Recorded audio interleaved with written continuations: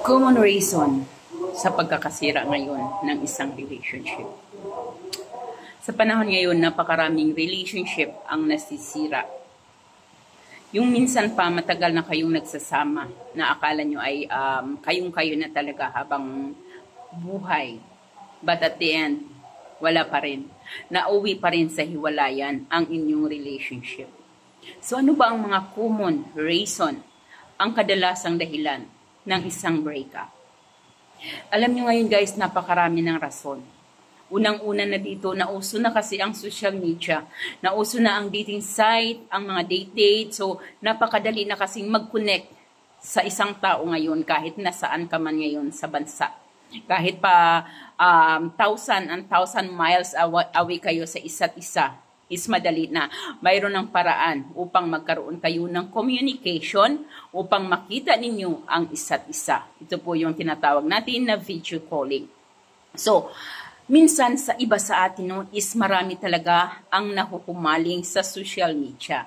And then dito sa social media is hindi mo sinasadya na may nakikita kang isang tao na nagpapatibok ng puso mo. So nagtry kang makipagkaibigan sa kanya hanggang sa hindi mo maiwasan is nahulog na yung loob doon sa taong iyong kausap everyday. And then napalagay na yung loob mo, naging komportable ka na sa taong ito.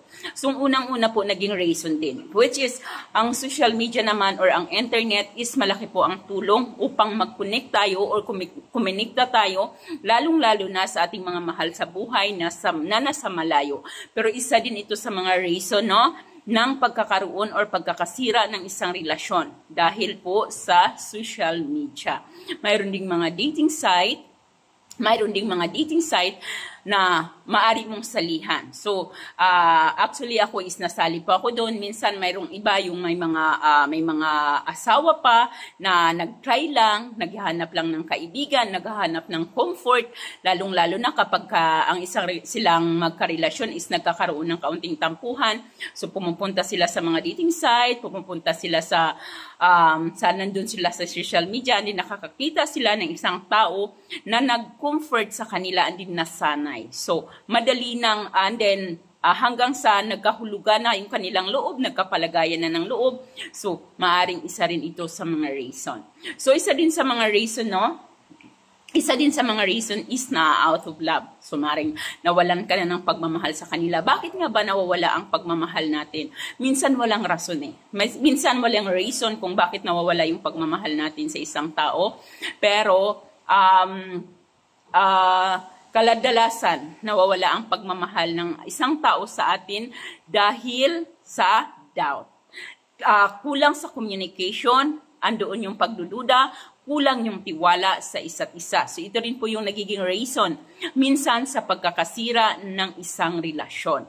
So minsan naman may mga relasyon na sabi ko po ito na minsan ang may isang relationship na nasisira hindi po dahil sa third party, kundi nasira po ito, relationship na to, or hindi talaga hindi nag-work ang inyong relationship dahil sa may mga ibang kadahilanan. So, pero sinasabi ko po, kapag tayo is nagtapos ang ating relationship, dapat po hindi natin hayaan ito po yung ating magiging reason para hindi na natin ipagpatuloy yung buhay. Lagi nating tatandaan na bawat pangyayari sa ating buhay ay mayroon pong rason kung bakit po iyan nangyari. So, hindi mo man nakikita ang rason ngayon kung bakit hindi nag-work ang inyong relationship or hindi nag-work ang mga bagay na gustong-gusto mong marating dahil mayroon pong mas deserve sa iyo na nakalaan sa iyo. At maghintay ka lamang dahil darating po ang tamang time upang ito ay iyong makamit.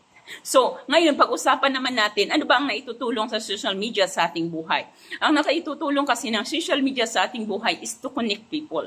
Lalong-lalo na kapag malayo. Halimbawa, malayo kayo sa isa't isa kasi uso na ngayon yung ating mga partner nagtatrabaho sa ibang bansa. Minsan yung ating mga asawa natin or tayo mismo ang naghahanap ng trabaho sa ibang bansa upang mabigyan natin ng magandang buhay sa ating pamilya. So which is ito po ang kagandahan sa social media. Ngunit, ang social media din po ay kailangan lalong-lalo na pagdating sa ating mga anak, dapat po moderate. Kasi minsan yung ating mga anak ay hindi na rin natin namamalayan na halos hindi na natutulog dahil nai-enjoy na sa kagagamit ng internet. So dapat po, lalong-lalo na sa mga kabataan is moderate lang. So ang the best way na natulong talaga sa social media, no, lalong-lalo gamit ang internet, is ito po yung to connect people anywhere in the world. So, pwede kang makakonek, pwede kang makakakilala ng bagong kaibigan, pwede kang makakakilala ng mga bagong tao